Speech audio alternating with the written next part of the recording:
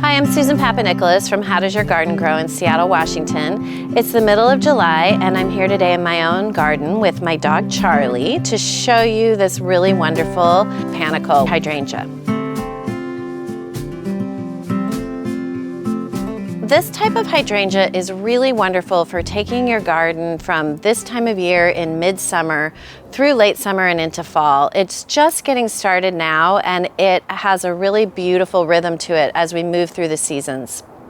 It's starting now, making these cones of flowers. They're just getting going. As you can see, there's a lot of green buds here on the ends of the flower clusters, and they're going to continue to elongate and expand.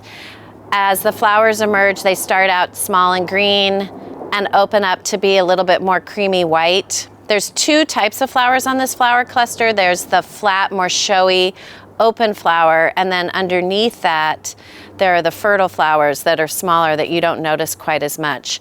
So long after these fertile flowers do their job and fall away, we'll still have these flat, showy flower clusters as part of this panicle, which helps make it a really nice, long-lasting flower.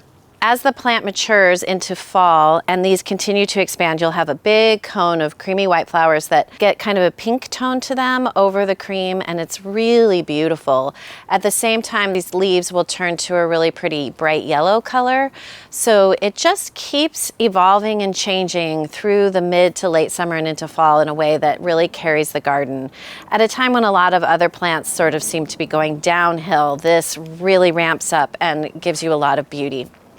This type of hydrangea wants a little more sun than the typical mop head or lace cap hydrangea, the Hydrangea macrophylla likes.